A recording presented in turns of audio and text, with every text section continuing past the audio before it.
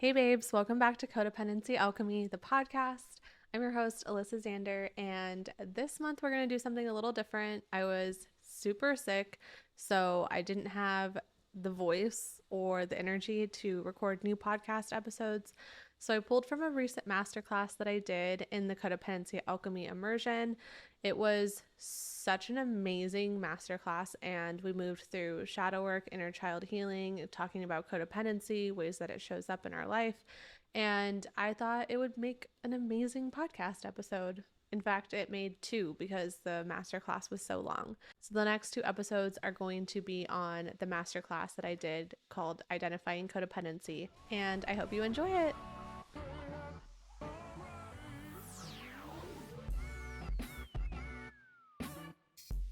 Hello. Hi, everyone. Hi, Amy.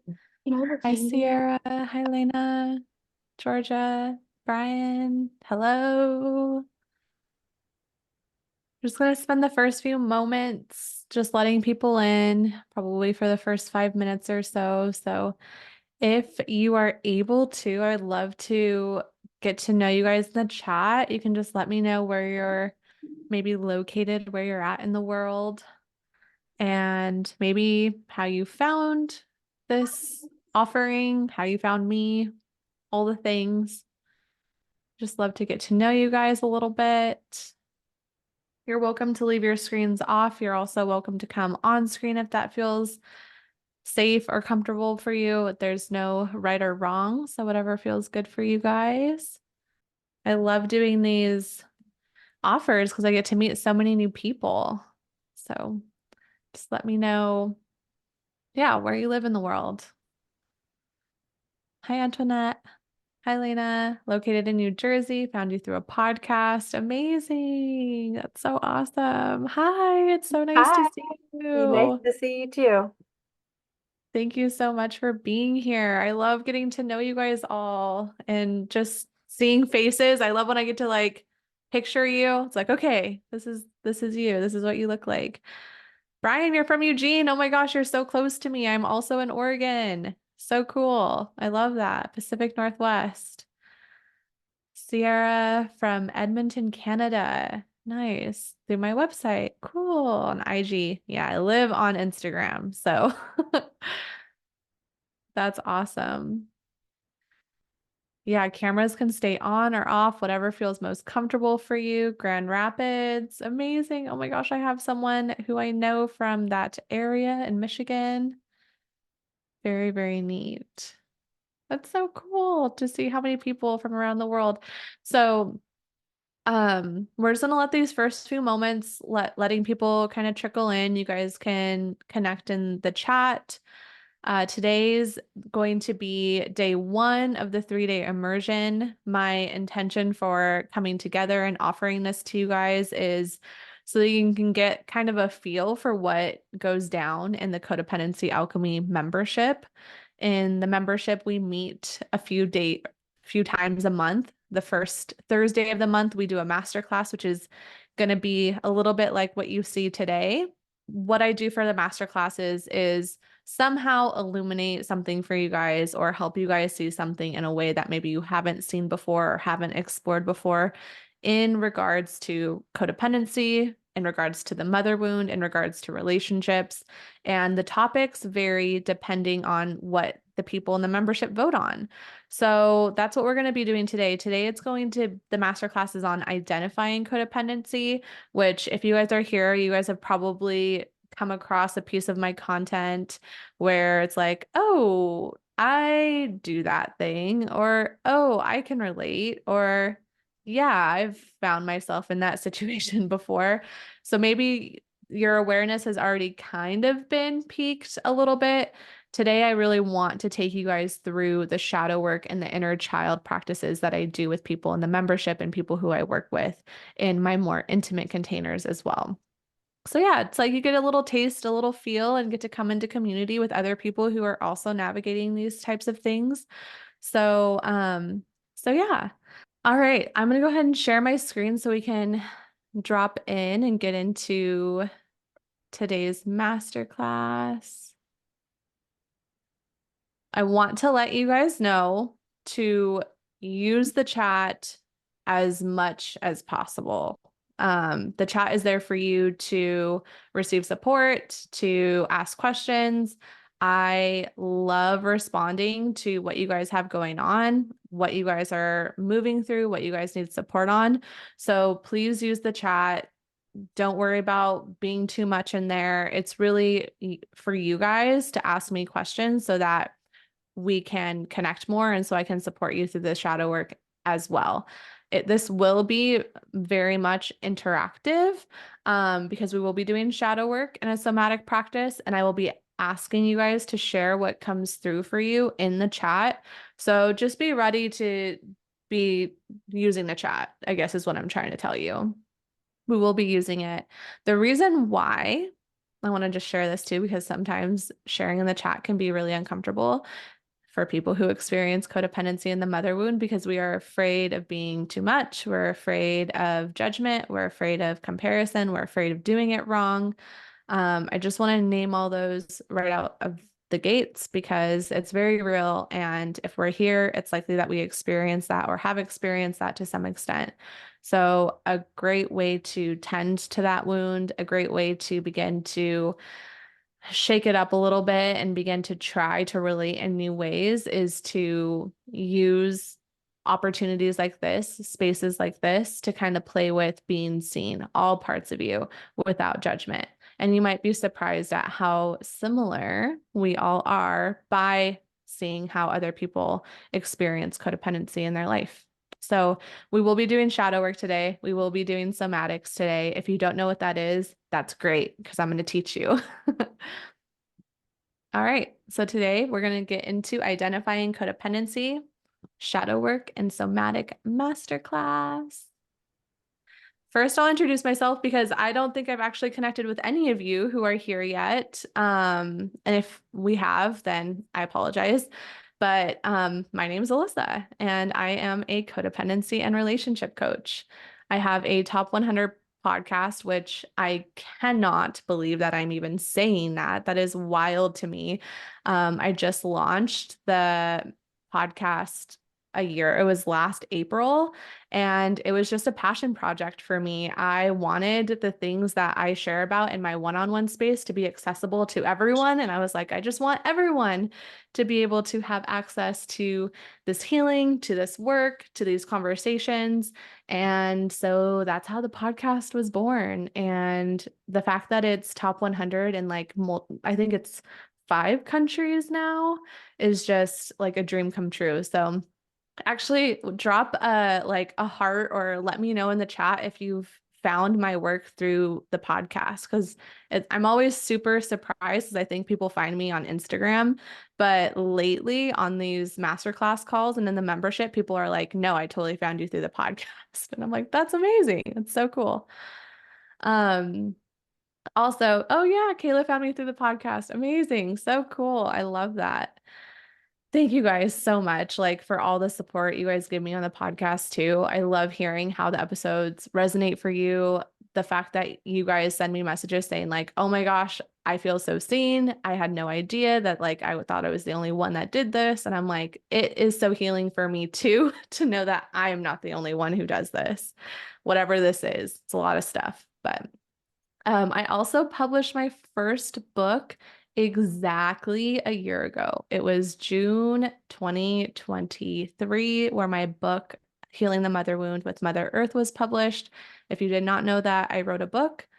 Welcome. I wrote a book, and it is a book of poetry that walks us through healing the mother wound through patterns of distortion, where I talk about codependency, I talk about control, I talk about ownership, and all of the things that we really grapple with by having these codependent patterns. And then a series of other poems that just kind of they're like a salve to me. I still will open up my book and just read a poem, and it will be the perfect thing that I need to hear. Even though sometimes it feels like hard truths. But yeah, so I wrote and published my first book. And lastly, how to keep it fun and silly, but also true. I dress like a 15-year-old boy, and I live in my Vans and my hoodie. Like you can see, I'm in my oversized hoodie that's literally like a 3X. because it brings me joy. I have done the whole like, I'm gonna dress professional and I'm gonna be like, look what I think people think I should look like. And I hate it. I hate it every time I do it. And so I finally am just okay with the fact that I dress like a 15-year-old boy and I'm embracing it. So it's always just a fun fact. And if you guys ever meet me in person, you'll just be able to laugh at it because it's so freaking accurate. All right. We can't start this masterclass off without talking about the mother wound because this was originally how I got kind of started on the work that I do. The mother wound for me, this is my experience with it, with meditating and just sitting with my ancestors and my guides through meditation. I have understood the mother wound as not receiving the safety and love that we needed, excuse me, and deserved as a child from our mother. Many of us experience the mother wound, and that does not mean that our mothers were unloving, and that does not mean that our mothers were unkind. It simply just means that there were moments in our childhood where we needed that love and protection, and we didn't get it. Um, that could be moments at school, that could be moments, on the playground. It doesn't have to mean that your mother was not present. It doesn't have to mean that your mother was abusive. I have a beautiful relationship with my mother. My mother was present in my childhood. She did love us unconditionally, and there were still ruptures. So I just really want to be clear because I feel like that's a huge misconception is that the mother wound only exists if there's this, tumultuous relationship with our mother or if there's like an estrangement with our mother, and that isn't always the case. When we experience the mother wound, there's usually heightened feelings of unworthiness, being good or perfect enough for our mothers, and not being good enough for our mother's love or validation. So, for example, for me, why the mother wound shows up in my life is because there was sexual abuse and trauma in my childhood. One of the reasons, right? There was sexual abuse and trauma in my childhood. And when I finally approached my mom with these experiences that I was having from my father, it was swept under the rug. There were a million things that I asked her not to do, which she turned around and did. And so that rupture led to me feeling like I wasn't good enough for her to actually listen to me, right? I wasn't good enough or perfect enough for her to respect what I needed from her in that moment as a mother. Was she doing her very best at the time? Absolutely. And that doesn't negate the fact that like I needed something that she wasn't able to provide me with at the time. Um, the way that I see the mother wound is like directly linked to codependency. The way that I define codependency, and you'll see this on the next slide as well, is when we seek our validation, our worth, or our good feelings about ourselves on someone or something outside of us. So you can see how the mother wound can relate to codependency in that way, because if the mother wound is like, hey, I need to be perfect, or I need to be good, or I need to be seen, and we weren't, then we're going to constantly seek that in oftentimes our romantic relationships, right? But not only our romantic relationships. So can you guys let me know in the chat, have you ever heard the mother wound before, or do you have any relationship to that word or that concept? I just want to get an idea of how many people here are aware of the mother wound, are exploring the mother wound, or is this like your very first time hearing that phrase or that term? Super curious. Have heard of it, but still relatively new to it. It's my first few times hearing that. Okay, perfect. I have heard of it, but didn't have clear understanding like I do now. Perfect. Okay, so that felt like a good descriptor. Okay, same. Perfect. Familiar with it. Beautiful. Yes. Okay, awesome. Been doing the work on this for years. Yeah, for a few years. I see you. Amy, I am right there with you. I don't know if it ends, sis, but we're here and we're in it. I've heard of it, done a lot of work around my own mother wound and therapy for quite some time, but right now a lot of what's coming up is daddy issues, to be honest. Yeah, I feel you. I feel like the first half of my journey was kind of like reversed. Obviously, because my dad was my abuser, there was a lot of work around that. And then we got to this really great place. And then I noticed like, wow, I'm really struggling to navigate the mother part of that wound, right? Yes, even though I was physically, you know, abused by my father, there was a lot of responsibility that he continued to take on his actions, which I think helped us progress a lot faster, where my mom doesn't want to be perceived as like wrong or bad, or like, like she did something bad. She doesn't want to take responsibility, and that has made it much harder. And for me, in learning about codependency, I've had to learn not to seek that accountability from her to reach a certain point in my healing journey, that I can learn how to reparent and mother myself.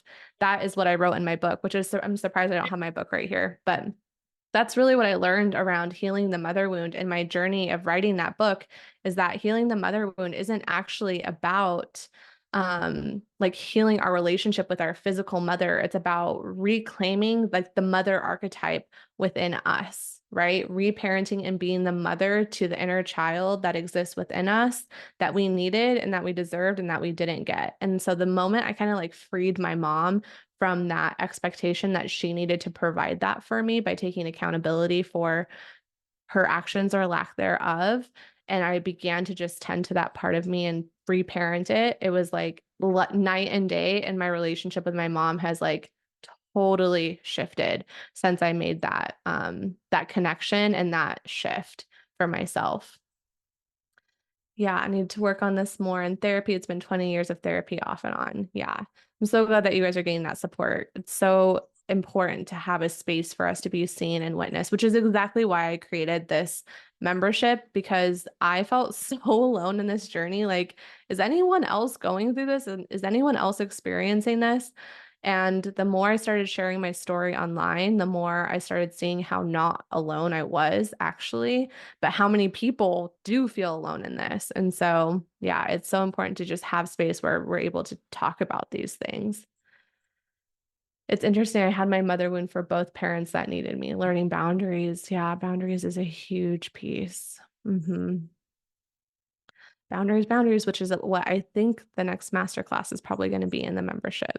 So here's a little synopsis of how I relate to the word codependency, because this was a huge piece for me that I needed to like unlearn. I always associated codependency as like something bad that I didn't want to identify with at all. And also just a correlation between two people in a relationship where there's usually someone who struggles with addiction with a substance. And that was my relationship to the word codependency. It wasn't until I began to unravel it a little bit more that I saw that it was way more, how do I say this? It bleeds into so many other parts of our lives and our relationships that are sneaky and covert.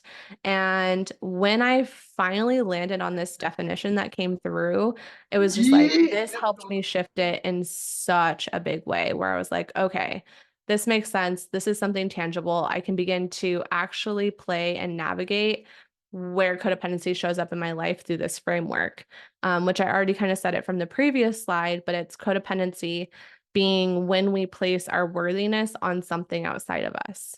So if I'm in a relationship, so examples of that, if I'm in a relationship, then that shows me and others that I'm lovable. If I have I don't know, BMW or Mercedes or like whatever fancy car people have, Tesla, then that is a indication that I am successful, or put a number in the bank. Then when I have this much money, then I am successful.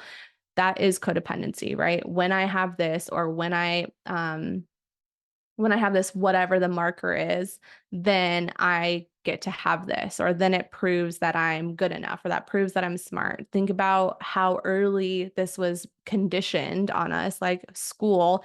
Your grades dictated how smart you were, right? If you got an F in that class, you didn't think that you were good at it. And was that class math? Because it would probably was, like it was for me, right? So just seeing how the reason why I say that with the school and the grades is to really just show ourselves a little bit of compassion around a society that really primed us to be codependent. right? To be materialistic, the type of house you have, the type of car you drive, the type of clothes you wear are all indicators for how well off you are or how secure you are, et cetera, et cetera. So, yeah, just primed us. Society primed us for it. It has roots in low self-esteem, usually driven by shame, and it can be exacerbated in close relationships and in our business and careers, like just some of the examples I had shared. All right. Does this definition of codependency land for you guys? Was this the first time you kind of heard it and were like, oh, okay, maybe codependency shows up in this way or in that way? Can show up in like how we relate to our children, right? Like how good your children are dictate how good of a mom you are, right? If they're screaming or having a tantrum, then that means you're a bad mom. Like all of those are attachments. And how I see healing codependency is literally breaking all these attachments that we have to things outside of us. Okay, yes, big time. Okay. Glad it's resonating for you guys in the chat. Thank you for letting me know. Thank you for using the chat. It helps me know that I'm like talking to a room and not talking to myself. For me, the shame is so pervasive that now I feel shame for feeling shame. As if being codependent, sorry, I'm reading the chat, means I am weak and others see me that way, if that makes sense. Sierra, that makes so much sense. And this is, I think, the slippery slope that we get in when we are uncovering and unraveling from codependency.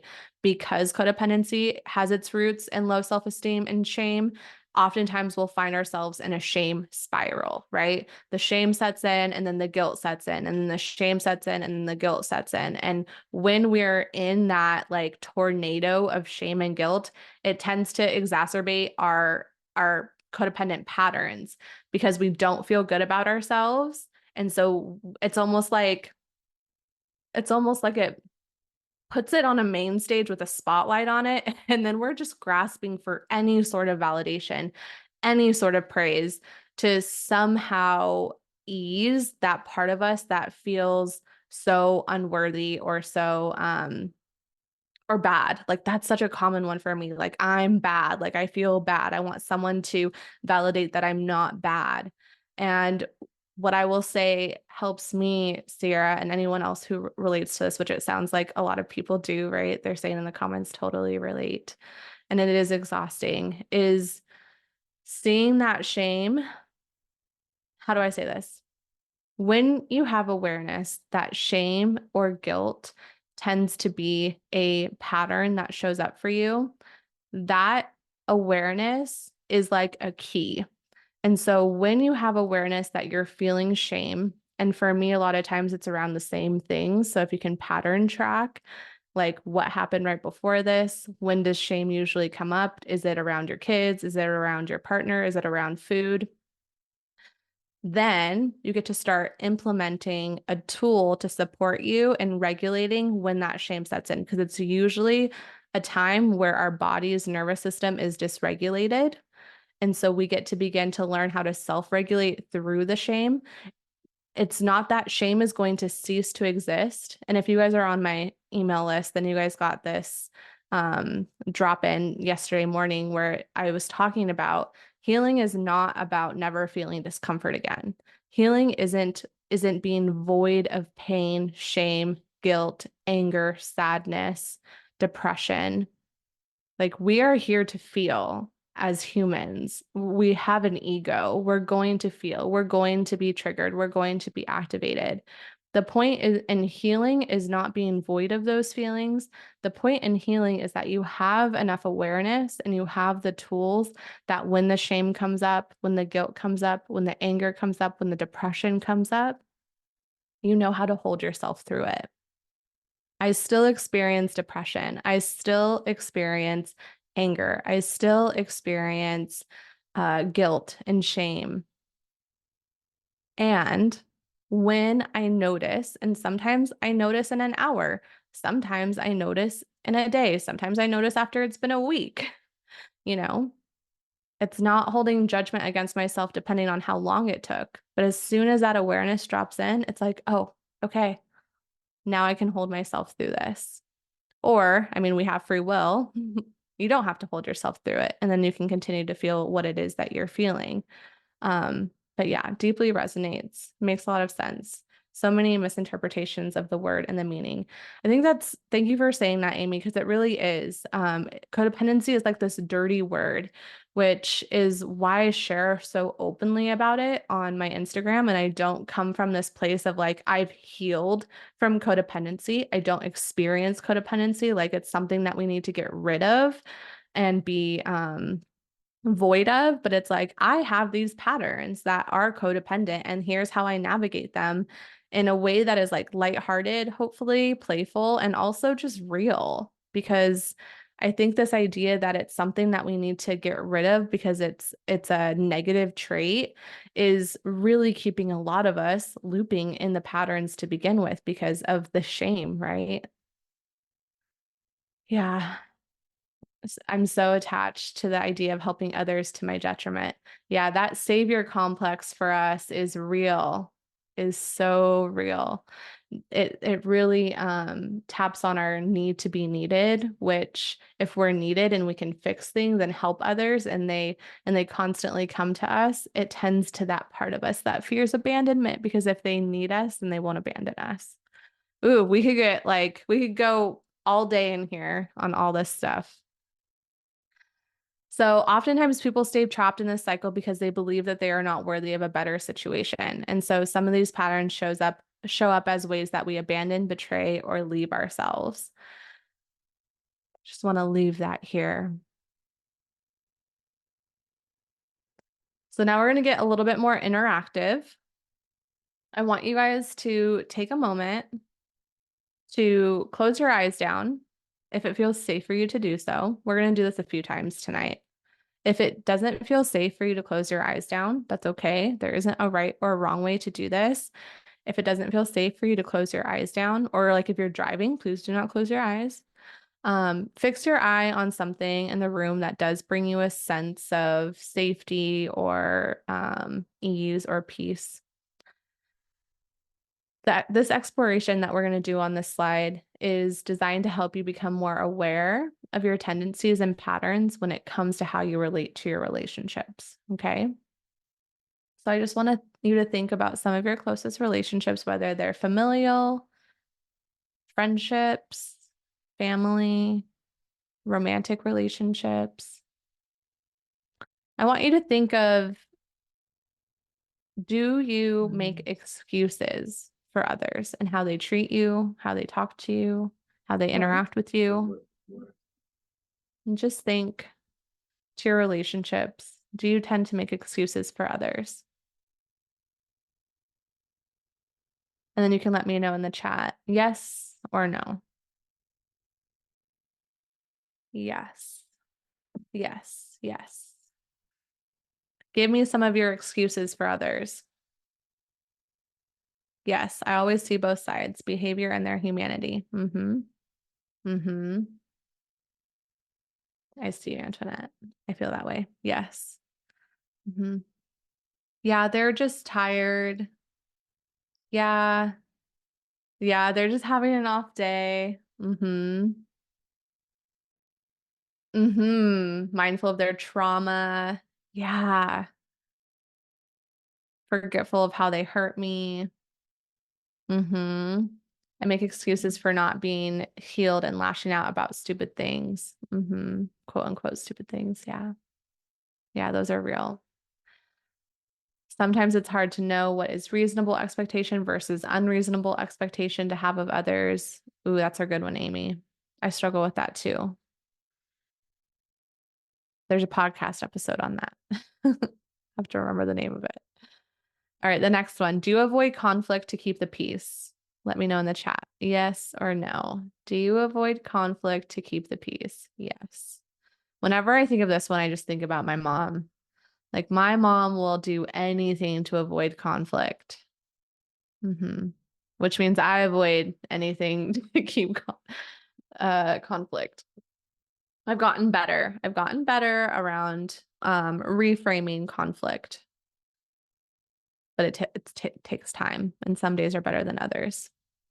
Do you feel responsible for helping or fixing others? Yes or no in the chat. Do you feel responsible for helping or fixing others? Yes. Ooh, less now since I found you a few months ago. Woo woo! Yay! We love that. We love a little redirection on our journeys. Yay. It radiates. Okay, I was like, rotates. I don't think that's what she meant. High strung and it radiates to my home. Yes, their problems become mine.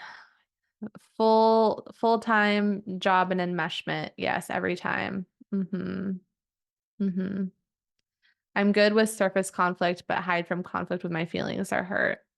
Yeah, yeah, it's much more vulnerable at that point. I feel like they have problems because of me. Ooh, Lena, you are speaking like that's often how I describe codependency. And I really don't, if you've been in my world long, then you know that I don't love the word like narcissism or like labeling people as such. But I kind of talk about narcissism and codependency as like two sides of the same coin, right? Narcissism or people who have narcissistic tendencies tend to believe that nothing they do is wrong or bad, or like they're never responsible, right, for anything. Whereas codependency is like, if anything wrong or bad is going down, it is my fault. Like, I am the reason why. Like, we tend to have that same, like, it's me. If it's wrong, if it's bad, if it's a mistake, if it's a bad mood, it has to be me. It has to be my fault. This is very interesting. hmm All right. Do you experience or yeah, do you struggle saying no to others? Yeah, I really struggle with the narrative of everything being my fault. I see you. I see you, Amy. Yeah, it makes me sick. I know it's so heavy. Yeah, do you struggle to say no to others and do you experience resentment in your relationships? Resentment. Hard time saying no, feeling resentful in your relationships. Yes, and yes. I know if you struggle saying no, then it is likely you experience resentment. Putting them over myself at all times. I see you. And if you're a mother, right, that line is blurred even more, right? Because you do have children who oftentimes depend on you for a lot of things. I always say yes and then have hurt and resentment. Yeah, I see you. Okay. Well, so we're in the right room. We're with the right people. I hope that just seeing other people in this chat help you guys see like, okay, I'm not the only one. Okay, there are a handful of us, right? And if there's a handful here, then you know there's like 5 times more people out there. I mean, honestly, like 500 times more people out there who also experience a lot of these tendencies and patterns. So I really do this as a way to show us all how not alone we are in these patterns to help cultivate compassion and grace. Because when you see other people sharing on here, this is my experience. I see myself in your shares, right? And when I think about all of you, Sierra, Desiree, Amy, like when I see you guys sharing this and I have compassion for you because I'm like, oh yeah, I struggle with the narrative thinking everything's my fault. But I don't judge you in that. I feel compassion for you. That compassion extends to me then.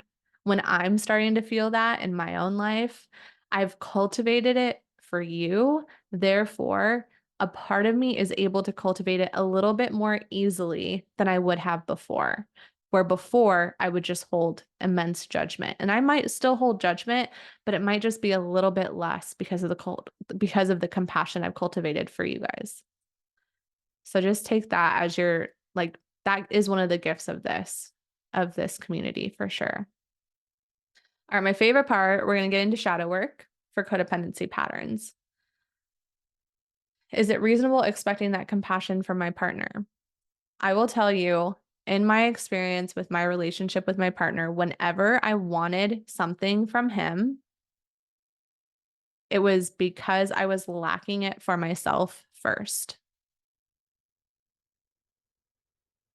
So whenever I felt like my partner should be more loving, be more graceful, be more kind, be more compassionate, be more present, I turned it around and saw that I was lacking presence with myself. I was lacking compassion towards myself. I was lacking love towards myself.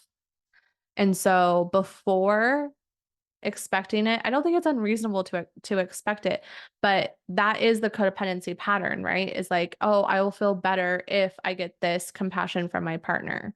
It will make me feel more safe if I get this compassion from my partner, or I get this presence from my partner, or I get this time from my partner, or my love, this love. That tended, so Justin and I, we did that the first half of our relationship, where that was how I related to him. That's how I related to our relationship. And we broke up, right? Like it was so much pressure. I always felt unmet. I always felt like our relationship felt very one-sided. I felt like it was completely imbalanced. I was always giving, always tending, always showing up, and just feeling like I was constantly being met with like radio silence. And so when I stopped, so the second half of our relationship, maybe you guys don't know this, our full story. We were together for 4.5 years. We broke up for 7 months.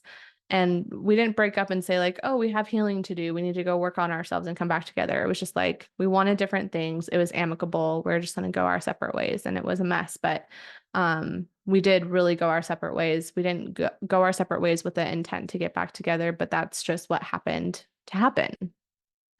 In this second half of our relationship, which we've been together for 5 years now, so a total of 10 years with the stint, when I want him to do or be something, when I want to get something from him, before I ask for it, because I don't think it's wrong to ask for it either, especially if we're really clear on how we desire to receive it, I always ask after I've provided it for myself first. And what I've learned for myself is 8.5 times out of 10, I don't even really need it from him after I've met myself with it. Does that make sense? And that's autonomy and that's sovereignty. And it's not to say that wanting it or desiring it from your partner is wrong or bad. It's just making sure that you're providing that and filling your cup first so that you're actually able to receive whatever it is that they do give to you. I'm going to go on the whole tangent of the vessel and codependency. Will you guys let me know in the chat if you guys have heard me talk about the metaphor or the analogy of like the vessel? So maybe I'll share that here with you guys because that was really helpful for me. I talked about in a podcast episode. So if you have heard it, it would probably be from there. But you can just leave me like a yes or no, like, yes, you've heard the analogy of the vessel, or no. No, no, no, no, no. Okay. All right. Before we get into the shadow work then. So when I first tapped into codependency in my life and my relationship, it was kind of dropped in as this visual. There's a poem that I wrote about it in my book that I literally titled Codependency. So what I saw was this visual of a vessel. So I have a vessel, and when I say vessel, think of oh, look, perfect. A vessel, right? Like, can you guys see this? A vessel in the center of my heart space, right? Boop, boop, boop, and it can be filled. So when we're experiencing codependency, we're often trying to fill this vessel with somebody else's essence. So that's like the compassion we want from our partner. That's the love we want from our partner. That's the quality time. That's the words of affirmation. That's the name, you name it, the validation, the praise, whatever it is, the acknowledgement. We're trying to fill our vessel with them and their praise, validation, acknowledgement, quality time, et cetera, et cetera.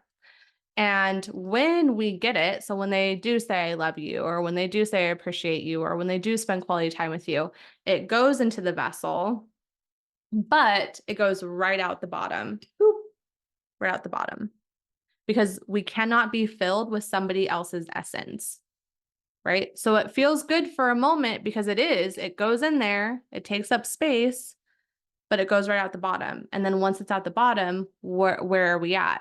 We want it again. We need more again. We need more again. We need more again. And we don't just do this with our romantic partners. We do this with our family. We do this with our friends. We do this with our work, with our bosses, right? It's just grabbing, grabbing, grabbing, like how with material items, right? We buy, buy, buy, buy, buy. If I buy this sweater, then I'll feel complete. I will never be complete. There will never be enough black hoodies to save me. There really won't. Goes in, goes right out the bottom, right?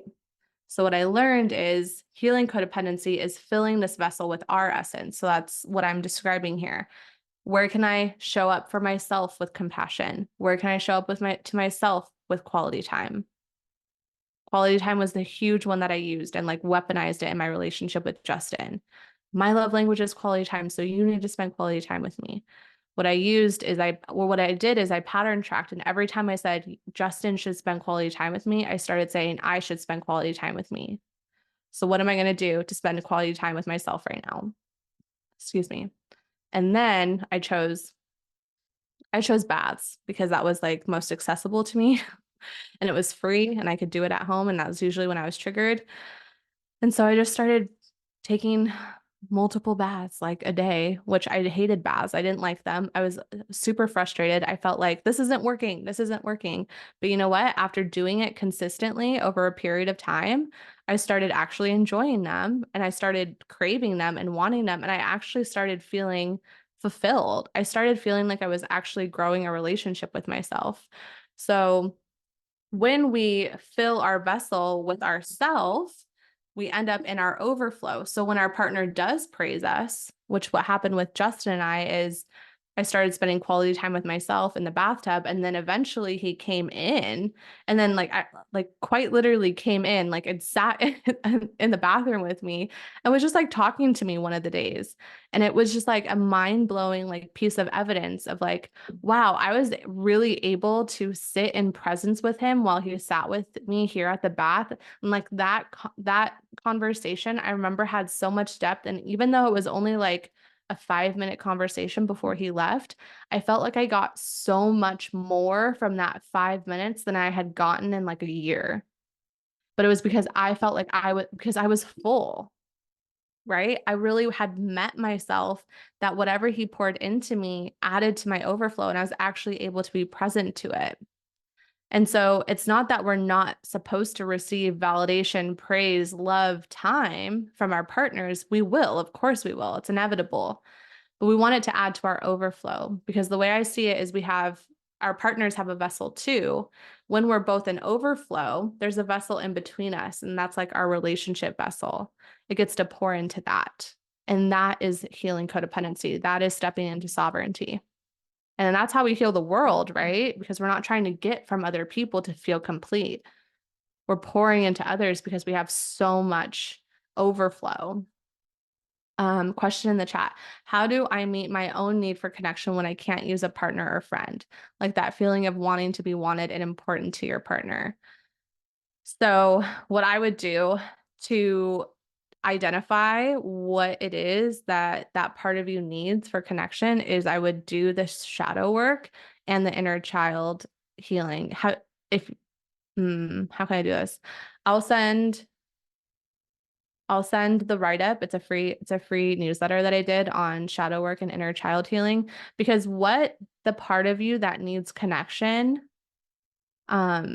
needs from you, I can't possibly know. Does that make sense? Because your lived experience and what that part of you has gone through, I can't possibly know. But the shadow work and inner child healing post that I did has the questions that you can ask yourself to help identify what that is. Because sometimes the part of me that wants to be wanted or needs to be needed and that part of me that wants to feel important to my partner, that what that part of me wants and needs is going to be different than what that part of you maybe wants and needs, right? You can even pop it into the shadow work questions that we're going to do right now. If you guys haven't taken a screenshot of this, like take a screenshot to play with some of these questions later. But this is the go-to way that I try to identify the root of whatever the pattern is that I'm experiencing. By using if, whatever it is that I'm experiencing, then like if there is conflict, then what am I afraid will happen? If I don't feel important to my partner, then what am I afraid that will mean about me? Right? If I don't fix this for them, then what are you afraid that will happen? What are you afraid it will mean about you? If I say no, or if I enforce a boundary, then what am I afraid will happen?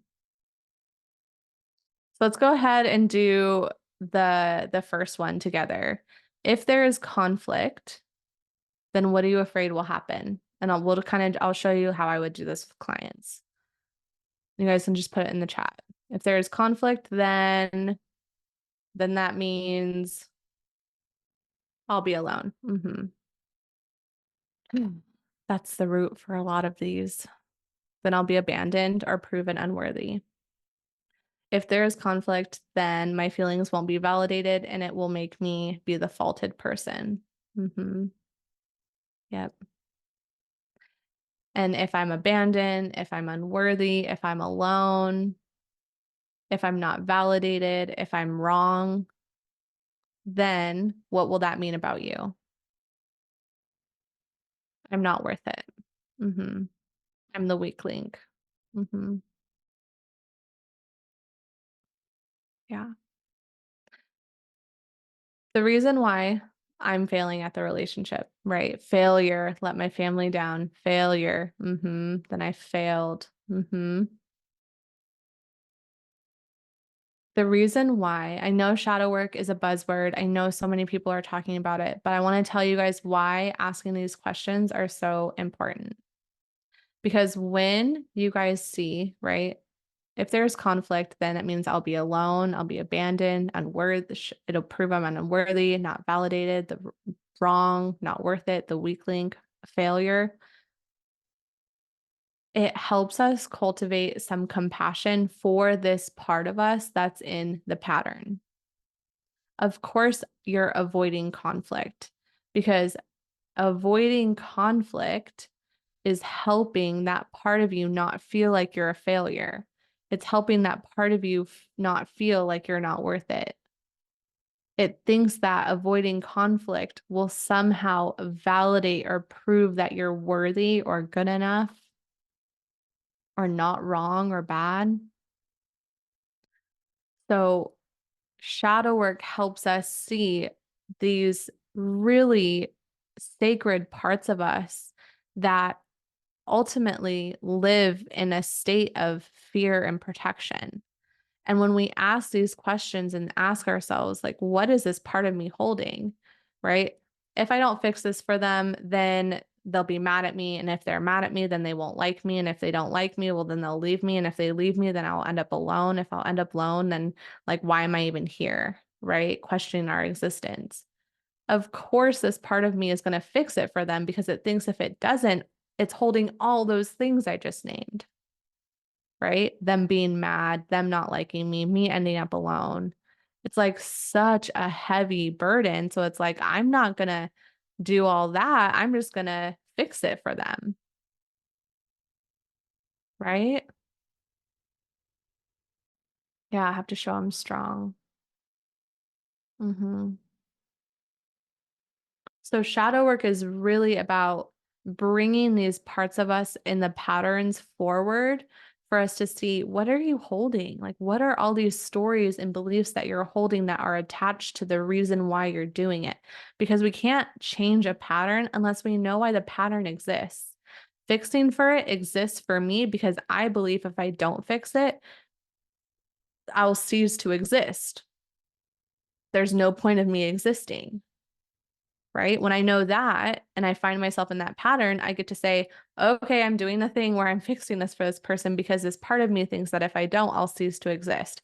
So now I get to do the somatic and inner child work that says, come here, come forth, this part of me that's afraid of ceasing to exist. What are you afraid? What are you afraid of? What's going on here? Talk to me. My ex-husband always told me that my conflict was the reason for him cheating, but the cheating was the reason for the conflict. I see you, Lena. When people blame us for, I'm like, do I go down this rabbit hole? When people point fingers and blame, it is often, we'll often take it as our own, but we don't have to take, like, it's that what I'm hearing is that like rubber and glue thing that we used to say as kids.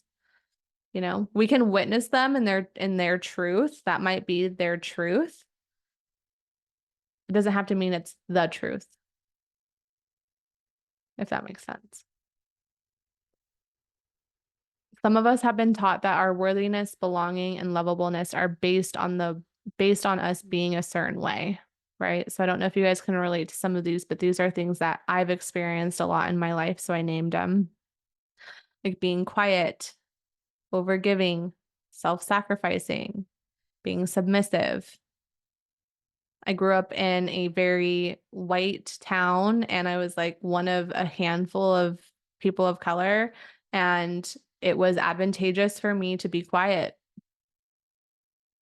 to pass the notes between the boys and the girls, right? I couldn't be too cute because then the girls wouldn't like me, but I couldn't be too mean to the boys because then they would hate me. Like it was just like a constant dance, right? Of being small, playing small. Anytime I got any attention, my girlfriends would get mad at me or they would stop talking to me. And so then I had to play small, right? And that happened over and over and over again, right? Overgiving, self-sacrificing. We see this with mothers all the time. Their worthiness and belonging is dependent on how much they give of themselves over and over and over again. Yeah, the fixer, the savior, right? At the expense of their own well-being, right? But if they want to be loved, if they want to belong, if they want to, stay married or be a good mom, then they need to constantly give of themselves, even if they're empty. And for a lot of us, that's what was modeled. Hey babes, I hope you guys have been enjoying the masterclass so far. Definitely make sure to check out next week's episode where we'll be getting into the somatic practice from that masterclass. I'll see you next week.